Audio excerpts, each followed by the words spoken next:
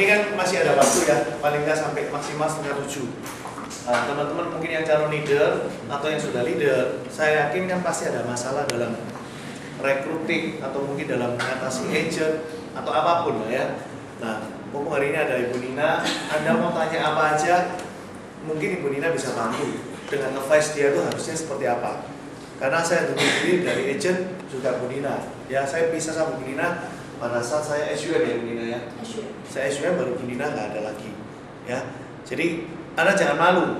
Ya, Anda sebagai leader harus berani ngomong, harus berani tanya. Dengan demikian Anda bisa dapat ilmu banyak ya. Dulu saya juga nggak banyak tanya, tapi kelas saya banyak yang tanya, jadi saya dapat ilmu banyak. Ya, nah ini kan nggak ada yang banyak tanya. Nah kalau nggak ada yang banyak tanya, Anda dapat ilmu semua.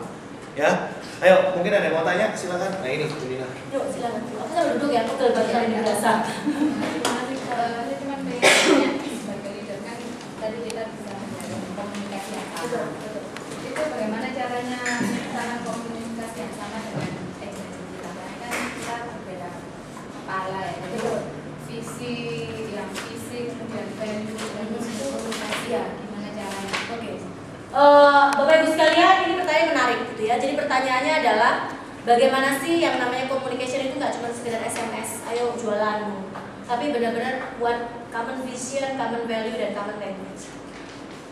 Era dulu ketika kita masih di Peru, era lama masih kita ada kolonial Saidin Bapak Ibu, untuk merumuskan satu visi, satu value, dan satu common language itu kita ikut training zaman dulu itu namanya strategic thinking workshop STW nama trainingnya 3 hari 2 malam hanya sekedar untuk merumuskan satu visi, satu value, dan satu language gitu. Jadi kalau Bapak Ibu tanya gimana caranya, kalau saya boleh sharing, cara yang pertama adalah mesti ketemu, ngumpul, ngomong Bu. Kita nggak bisa yang namanya untuk ini, kita nggak bisa main top down, pokoknya visinya ini ya, nggak bisa, mesti ketemu, ngumpul, ngomong. Nah, sebelum kita berbicara, saya juga pernah cerita ke Bapak Ibu sekalian, Bapak-bapak. Bapak Ibu, saya pernah cerita ini, saya ulang lagi. Mungkin saya nggak bisa langsung jawab pertanyaan itu langsung dengan teorinya, karena itu kelihatannya simple, tapi prakteknya susah. Ya apalagi tadi ya, yang direkrut itu beda-beda. Tapi sebelum sana Bapak Ibu, sekarang saya tanya, Bapak Ibu, penjahat mainnya sama siapa? Penjahat kan? Jarang kan penjahat main sama penjahit, kecuali penjahatnya mau kondangan. Nah dia main sama penjahit. Nggak, saya mau bilang, kita sebagai leader di bisnis ini, leader adalah rekruter, betul nggak? Kita pasti merekrut orang yang more or less sama dengan kita. Jarang lah, saya model begini tiba-tiba saya merekrut orang yang pendiam banget. Yang ada saya makan hati sama dia, menyuruh pendiam banget, dia juga makan hati sama kita. Kalaupun ada combine, misalnya saya orang yang bawel, agen saya dan pendiam kayak itu, tapi dalam hal tertentu mungkin hobi kita bisa sama, betul nggak? Mungkin cara pandang ke depan kita sama, nggak exactly A sama dengan A, yang saya maksudkan itu. Nah Bapak Ibu, kalau kita lihat, ada kereta api di Jepang, namanya kereta api Shinkansen. Ini kereta api punya kecepatan 262 km per jam. Ini kereta api cepat banget Bapak Ibu. Kalau zaman dulu kita masih SMP, SMA gitu ya, kita belajar teori kelembabannya Albert Einstein, yang E sama dengan MC pangkat 2. Kelembaban yang mengatakan sesuatu yang bergerak akan cenderung bergerak, sesuatu yang diam akan cenderung diam. Ini di sini terjadi. Kereta api yang kecepatannya 262 km per jam. Kemarin Weber lewat gitu ya, Weber itu kecepatannya cuma 240 kalau nggak salah ya. Ini kalau dia dalam kondisi diam Ibu, untuk membuat dia tetap diam, gampang Bu. Cuma diambilin ganjel segini aja, diam dia Bu. Kalau dia lagi diam. Tapi ketika kereta apinya lagi jalan, jangankan balap Bu, gedung tingginya 25 lantai aja dia hajar blank. Sama dengan agent kita. Kereta api ini agent kita Bapak Ibu, dia sebenarnya punya potensi dahsyat men, betul nggak? Ketemu dengan Anda pegang. Tetapi orang yang punya potensi luar biasa ini diam dan tetap diam hanya karena diganjal oleh hal yang kecil ini. Which is apa itu yang kecil ini? Kalau ini kereta api Shinkansen, ini MRT. Apa itu? Malas, ragu-ragu, tunda-tunda. Dia tahu kok bisnis ini duitnya banyak, orang banyak contohnya, tapi dia bilang, iya tapi aku nggak tahan ya. Kalau suruh tiap hari ketemu orang, sorry deh, betul nggak? Ya Pak ya, mungkin Anda sendiri kayak gitu dulu, nggak usah ngomong jauh-jauh, betul? Yang kedua, mungkin dia nggak males Bu, dia ragu, rajin, tapi dia ragu-ragu. Emang bener, aku bisa sukses kayak Pak Wibi? Kayaknya nggak bisa deh. Kakak tetanggaku gak ada yang sukses tuh. Itu sebelah rumah sana jadi agen juga gak sukses. Itu tetangga belakang rumah jadi agen juga gak sukses. Bapak Ibu, Anda kalau nanya ITB bagus enggak, ya jangan nanya sama mahasiswa ITB yang DO. Pasti jawabannya jelek, betul nggak? Ya bagus ITB, tapi lu nggak tahu dalamnya sadis men, betul nggak? Ya dia DO, betul nggak? Tanya sama yang lulus dong. Apa yang membuat dia begitu hebatnya dari ITB, betul nggak Bapak Ibu? Nah ini kita mesti lihat ini. Yang ketiga, mungkin dia nggak males, dia nggak ragu-ragu, tapi dia tunda-tunda. Gue bisa kayak dia bibi kecil. Tapi ntar ya, nunggu anakku lahiran dulu. Habis itu baru, sabar ya. Nanti ada yang udah lahiran, ntar ya nunggu. Kayaknya tahunnya nggak hoki buat gua, tunggu dulu. Nah gitu kan. Ini terjadi Bapak Ibu. Nah, sebaliknya apa yang membuat kereta api ini kalau dia lagi jalan, mau gedung setinggi apapun dia hajar, blank satu jawabannya. Dream. Itu doang. Makanya saya selalu bilang, di kelas PKN saya ngajarin, ketika Anda merekrut orang anak DOP seperti tadi Pak, siapa Pak kan mau ngada DOP, ngobrol mungkin one-on-one, mungkin dengan kelas DOP gitu. Bapak Ibu yang pertama harus Anda kejar setelah dia mau join dengan Anda mesti ngomong dream dulu. Dream adalah alat untuk kita bisa berbicara one vision. Karena bahasa hari-harinya kalau bilang vision, orang nggak ngerti Bu. Vision itu apa? Visi gitu ya. Walaupun dijelasin visi adalah cara pandang gambaran besar dari masa depan yang akan datang. Apa itu? Betul nggak? Orang nggak ngeh. Visi buat Anda dan saya dan agen kita adalah dream. That's all. Ajak duduk bareng. Kita nggak pernah tahu. Nggak semua orang loh punya mimpi jadi miliarder di tahun kelima. Walaupun mungkin itu hasilnya, tapi bentuknya beda-beda. Kalau Anda bilang langsung baru ketemu orang yang sekarang income-nya mungkin per bulan 2 juta, Anda tiba-tiba ingin mau nggak tahun kelima 100 juta? Apa yang terjadi? Dua kemungkinannya. Dia melet, betul nggak? Yang kedua, gua rotok, betul nggak? Nggak mungkin, betul nggak? 70% akan bilang yang itu tadi. Mungkin dia mau, tapi itu tadi bebannya terlalu berat buat dia. Maka pertama, visi dulu. Gimana nyatuin visi? Kumpulin bareng-bareng, ajakin ngomong dreamnya. Dengan cara apa? Macam-macam. Kalau di kelas saya sering-sering ke Pak Wibi, ya udah gunting-gunting majalah, tempel-tempel, share ini loh dream saya. Kalau kelasnya kalau dari dulu morfosis, bikin surat cinta sampai nangis gitu, ya. Atau kalau ibu-ibu, kadang-kadang ibu-ibu ketemu ibu-ibu bingung visinya apa? Oh ya, aku kira pada suku kabel loh. Susah kan kalau kayak gitu? Nah, Anda mesti pintar as a leader. Tadi saya bilang jadi leader itu mesti kreatif loh ibu, betul nggak? Apa yang Anda lakuin? Ya Anda tanya, Bu, lu kepengen nggak? Kalau aku kepengen loh Bu, mungkin dia minta. Oh nggak kepengen, betul nggak? Apa yang simple kok? Buat batas seseorang itu pertama yang paling ini adalah keluarga. Itu udah di mana-mana. Mau apa ya kalau kita bicara nonton film orang Italia gitu ya, mafia itu mungkin dia nggak cinta sama istrinya, tapi buat anaknya dia cinta mati loh. Tetap kan keluarga juga. Jadi pertama dari dream. Ketika visinya sudah sama, oke, kamu benar ya pengen rumah dan itu penting banget buat kamu rumahnya. Nanti, ya lama-lama kok berasa makin panas ya? Apa aku terlalu semangat? Nggak, emang agak ngerti ya, hangat-hangat kuku gitu ya. Kalau visinya udah dapat Bu, baru value. Kita sepakat, oke sepakat ya Bu, ingetin terus loh ya. Ibu ingetin saya ya, untuk selalu ingetin Bu bahwa Ibu maunya rumah kan. Nah untuk dapat rumah Bu, kita nggak bisa jino-jini klaim dapat rumah. Tuhan kasih rumah nggak bisa. Apa caranya? Value-nya apa? Kerja keras. Dulu kalau BTM ya, kita bikin itu dalam bentuk misalkan komitmen. Namanya trusty itu kan ada kepanjangannya, itu value namanya Bapak Ibu. T-nya apa, R-nya apa, itu value. Habis itu komunikasi sama. Ya udah. Kalau memang kamu komit mau mimpi itu, kamu komit dengan value mau kerja keras, mau bayar harga dan lain-lain. Oke kan kalau tiap hari kita saling menyemangati. Kalau aku drop, kamu semangatin aku. Selalu positif. Betul nggak? Kemarin teman saya di Surabaya nyemangatin agent-agentnya di Sabtu Minggu supaya kerja. Cara nyemangatinnya gini. Di manakah Anda hari ini sedang bekerja atau sedang bermalas-malasan? Saya tegur. Orang yang lagi semangat jualan, baca SMS itu kurang ajar karena aku es dodolan saya buat takut bermalas-malasan, betul nggak? Saya bilang hati-hati milih kata-kata. Saya bilang kalimatnya diputar. Benar, kita tujuannya banyak yang malas-malasan. Tujuannya yang kita sindir. Orang itu lebih senang kalau touch. Selamat pagi pemenang, saya bilang gitu. Anda dipilih menjadi pemenang bukan karena Anda adalah pemenang, tetapi karena Anda sadar dan yakin bahwa Anda sudah menjadi pemenang. Jadi, pastikan Sabtu dan Minggu Anda juga tetap menang. Selamat berjuang pemenang. Lebih oke nggak suaranya? Oke. Meskipun dia nggak jualan, dia mikir, Miss Indra, masa aku pemenang sih? Di rumah. Daripada bilang, kamu di mana sekarang? Sedang bekerja atau sedang bermalas-malasan untuk? Itu rasanya pewanas, Bapak Ibu. Betul nggak? Itu yang rasanya. Simple thing, Bu, bisa kita pakai. Ibu-ibu dikasih iming-iming laptop nggak tertarik, Bu. Tapi kasih iming-iming menginap bersama keluarga di hotel Sheraton, gitu kan? Atau voucher belanja daripada nungguin diskon 70%, itu. Jadi itu yang dimaksud dengan komunikasi. Paham ya, Bu? Ya. Ada lagi? Pertanyaannya satu, jawabannya 15 menit lagi. Oh iya. Saya nanya. Oke, nah ini kayak susah ini. Perjanjian dulu, kalau susah ke Pak Wibi, kalau ya. Ya, Pak. Jadi ini leader itu kan idealnya dia bisa memotivasi, mengajar, ya. Tapi kan masalahnya ini ada hubungan dengan talent. Nggak semua leader bisa tampil di depan. Betul. Ini enaknya gimana ya leader? Apa kita ini saling melengkapi?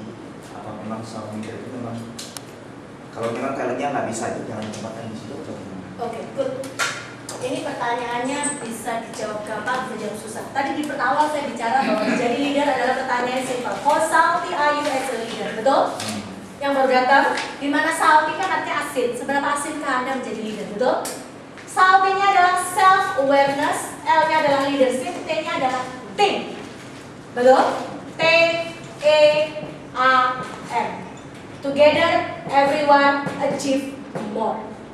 Pertanyaannya Pak Kanho adalah bagus. Bapak Ibu, menjadi seorang leader yang harus memotivasi, yang harus mensupervisi, yang ada harus coaching, itu tidak semua orang punya talenta well organized kayak gitu. Ada orang yang jago motivasi, tapi adminnya belepotan, betul nggak? Ada orang yang jago admin, tapi ketika ngomong apa, bikin bulat gak karu-karuan, betul nggak? Sehingga ada masa dimana kalau kita salah menempatkan orang, itu efeknya justru bahaya. Tujuan kita misal, kita undang agent di kelas motivasi, yang kita panggil adalah orang yang tidak bisa memotivasi. Yang ada apa? Orang jadi malas datang lagi. Betul nggak? Moment of truth-nya hilang. Pertanyaan Pak Karno adalah apakah kita perlu yang namanya membuat suatu tim? Pertanyaannya bukan perlu, tetapi harus.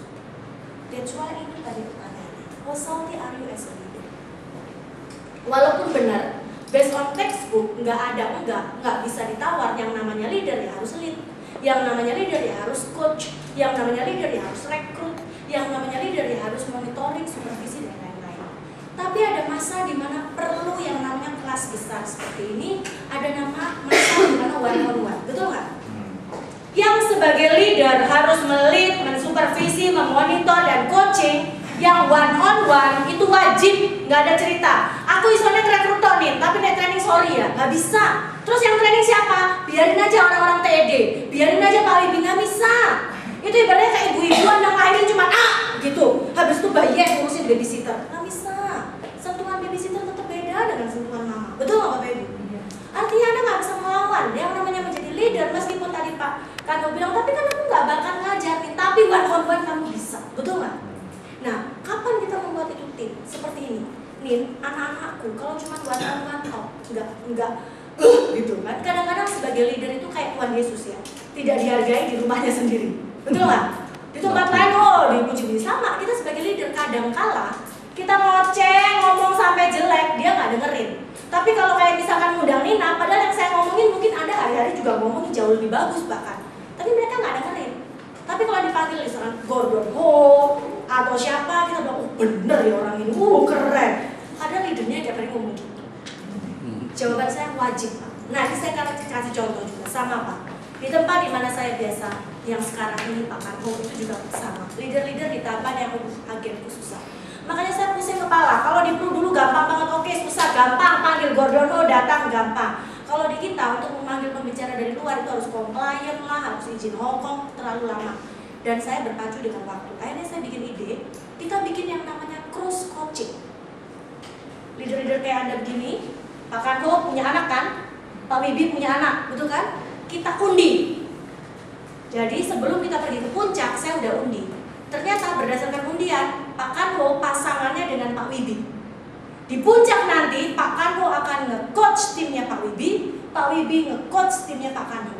Tapi sebelum ke sana saya udah kasih rapot, ini loh Pak Wibi. anak ikan bu, sing iki bawel, sing iki kurang ajar, tapi sing iki produksinya api, nah kayak gitu. Biarkan dia memimpin. Hasilnya apa Bapak Ibu? Ada sih waktu itu kekhawatiran Nunir, kalau jadi makin jelek gimana dong? Itu leader cuma jago jualan, tapi yang terjadi enggak. Setelah itu agen-agennya pada salaman, kalau di morfosis perlu cuci kaki untuk bisa agennya saling menangis, itu nggak perlu langsung dia datang ke leadernya Pak thank you ya, saya nggak dengerin. Itu bisa dilakukan, boleh dicoba. Mungkin selama ini kita ngoceh, nggak didengerin, mana pun di cross. Jadi saya jawab pertanyaan balik, perlu. Untuk event-event gede seperti ini kita perlu orang yang memang punya talenta. Contoh, kalau ada orang dia nggak jago nerangin, tapi kalau nerangin produk dia oke, ya udah dia panggil untuk event gede yang berkaitan dengan produk, itu wajib. Itu yang namanya bonus strength. Bapak Ibu kita nggak bisa jadi jagoan sendiri, sepinter-pinternya Wibi pasti ada hal di mana dia nggak punya yang Kanwo punya. Secanggih-canggihnya Kanwo pasti ada hal di mana Kanwo nggak punya yang Kak Wibi pikir jadi Wonder Woman dan Superman sendiri. Kagak bisa. Kalau bisa nggak oke. That's why you yang namanya tim. Jangan berpikir egois. Enak aja gua ngajarin terus anak orang lain tak ajarin lah anakku ya Allah. Come on. Di bisnis ini udah bukan rahasia lagi dan saya nggak pernah tahu itu bagaimana terjadinya. Itu terjadi. The more you give, the more you get. Nggak pernah hitungan. Jangan hitungan.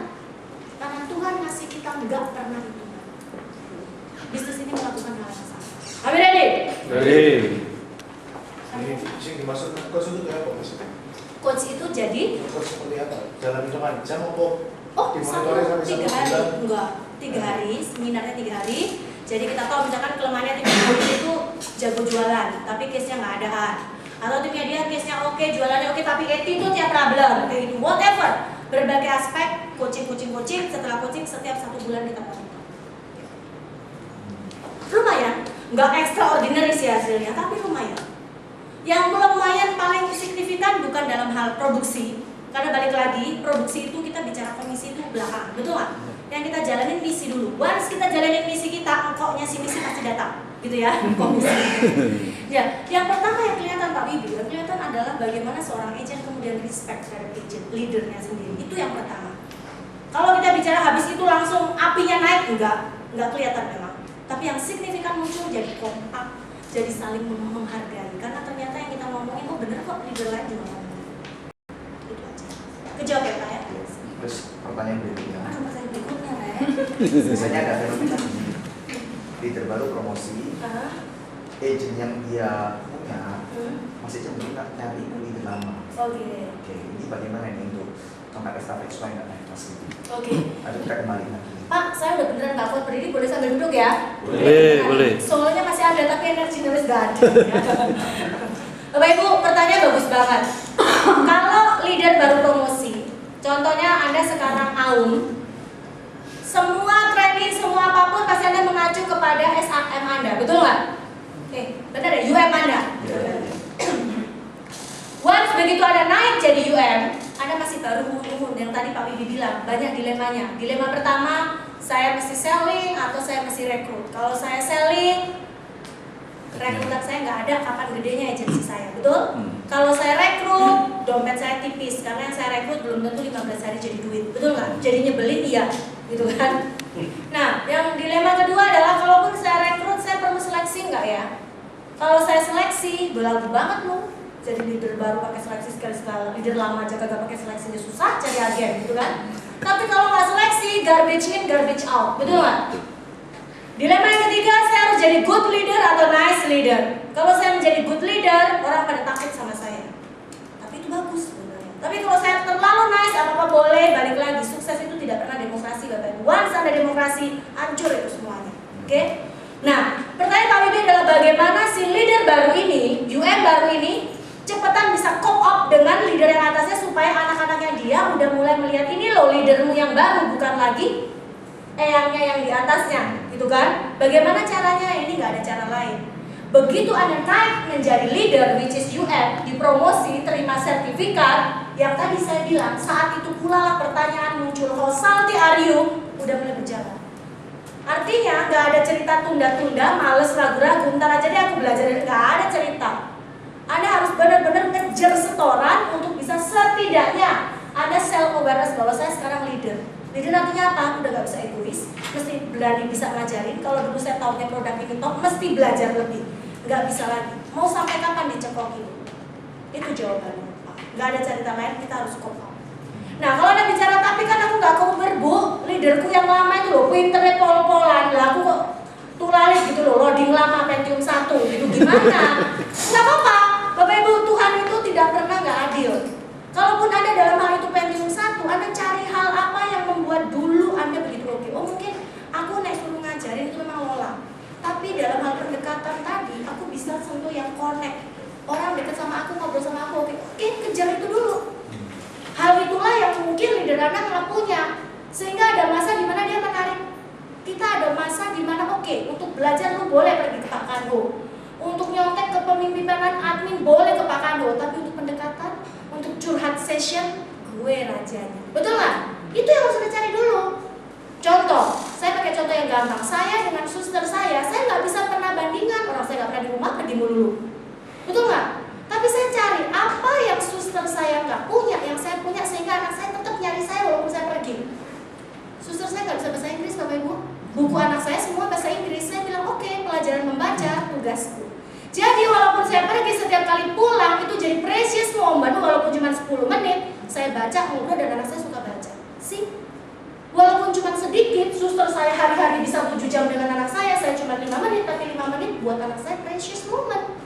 Itu yang kita kejar, gak selalu ngejar harus sama persis dengan Pak. Ya ada yang mati ngos-ngosan kalau memang Anda Pentium 1, dia Pentium 8. Betul nggak Bapak Ibu? Dan Anda mesti cari uniqueness-nya Anda sebagai seorang leader. Itu yang self-awareness Anda yang penting. Tapi jangan juga sampai gini, jawab Nih, kalau gitu berarti boleh dong bego. Berarti boleh dong malas. Saya kan memang dalam hal ini saya jago, tapi saya orangnya malas. Sekali malas tetap malas ya, nggak bisa. Betul nggak Bapak Ibu? Paham ya Kak ya? Jawabnya. Dan itu tantangannya. Dan ketika Anda crossroad dari agen terus pindah jadi leader, nggak gampang Bapak Ibu, selamatin ya. Tadi saya bilang kalau jadi agen kan jualan, nasabah beli enggak. Nasabah beli 15 hari jadi duit. Begitu jadi leader, ngerekrut agen 15 hari belum tentu jadi duit, nyebelin ya, gitu kan, mesti dianterin, diiniin, prospek agak, ya. Dan itu harus jadi job desk Anda, nggak cuma ngerekrut, yang udah direkrut, Prudential punya rekrut nggak susah. Yang susah adalah membuat orang yang kita rekrut jualan. Itu kan. Pak, jangan semua aku buat tanya nanti. Benar ya Bapak Ibu ya? Tolong koreksi kalau saya ngomong yang kurang. Bapak Ibu bukan menangkap. Ada pertanyaan terakhir? Kalau ada, Roy mau tanya? Cukup kasihan di. Kasihan ya Pak Roy ya. Iya. Tapi Pak Roy nggak tanya tapi oke kan? Oke kan? Dapat sesuatu? Katanya mau mandu-mandu kok. Mandu-mandu jangan mandu-mandu dulu ya. Iya. Tak bela-belain kaki pun jarem nggak gitu. Ada yang tanya mungkin sebagai calon leader. Oke, Kendalanya Pak. apa? Punya pandangan apa? Tanya nih. Kurang satu pertanyaan terakhir. Udah 7 lewat. Udah nggak ada. Oke, kalau nggak ada, kita kasih applause buat.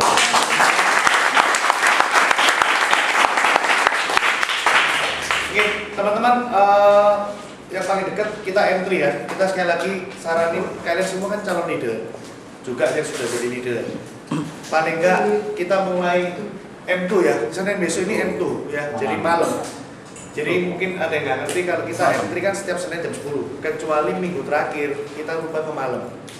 Ya, jam 6 sore. Ya, dengan tujuan mungkin ada teman-teman yang masih part time, dengan adanya M2 ini dia bisa menikmati auranya kita meeting itu seperti apa. Ya. Oke, terus kemudian untuk leader yang lain yang sudah leader, jangan lupa sebelum meeting sebelum M2 kita 4:30 ada meeting. Ya, ada satu materi yang kita mau bahas mengenai William Wiguna. Saya sama Pak Gandus sudah ketemu sama Pak William. Kita mau bahas tentang itu. Ya, oke, thank you buat kehadirannya. Selamat pagi. Pagi.